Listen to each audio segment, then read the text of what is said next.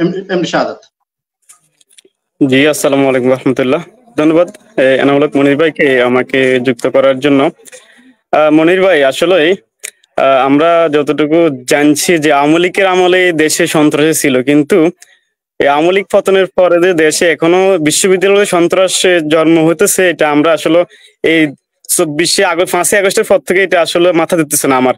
আমি খুবই একটা দায়িত্বহীন ভাষা এবং দুঃখের সাথে বলতে চাই, তোফাজ্জল হোসেন একজন শিক্ষিত মানুষ, এটা আমরা সকলে জানি, কিন্তু সে আজ থেকে কয়েক বছর আগে যে কোনো একটা কারণে, আমি ইতিহাসটা পড়েছি, উনি মানসিক ভারসাম্যহীন হয়ে গেছে। কিন্তু আজকের এই সময়ে এসে, আজকে 2024-এ এসে, এই যে আজকে ঢাকা বিশ্ববিদ্যালয়ের মতো এত পবিত্র একটি স্থান, ঢাকা বিশ্ববিদ্যালয়ের মতো এত সুন্দর একটি স্থান, ঢাকা বিশ্ববিদ্যালয়ের মতো এত নামকরা একটি বিশ্ববিদ্যালয়ের এত জঘন্য কাজ করতে পারে, এটা আমার ভাবতেও অবাক লাগে। মনে হয় আপনি জানেন, হয়তো এই তোফাজ্জল হোসেন কিন্তু ঢাকা বিশ্ববিদ্যালয় আজকে নতুন ঢুকে নাই।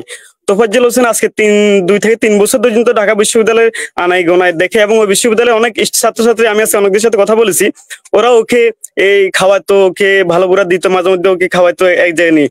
কিন্তু আজকে এই FH হলের যে শিক্ষার্থীরা যে কাজটি করেছে, এটা সবচেয়ে নিন্দনীয় এবং লজ্জাবোধক। বাংলাদেশের জন্য এটা একেবারে লজ্জাবোধক। আমরা বলি, আজকে যেহেতু তোফাজ্জলের বাবা মারা গেছে, মা মারা গেছে এবং ভাই মারা গেছে, আমরা বলি যেহেতু ওনার পক্ষে কেউ নাই, আমি আমার জায়গা থেকে বলতেছি, এখানে ব্যারিস্টার সিফাত ভাই আছেন এবং কাজী মনিরুজ্জামান মনির ভাই আছেন, আমি সবাইকে বলতে চাই, আপনারা তোফাজ্জলের পক্ষ হয়ে এটার প্রতিবাদ করেন, সবাইকে আইনের আওতায় আনেন, যেন একটি শান্তিপূর্ণ এবং একটি সঠিক বিচার হয়, যেন বিশ্ববিদ্যালয়ে এই ধরনের খুন খারাপি যেন না হয়।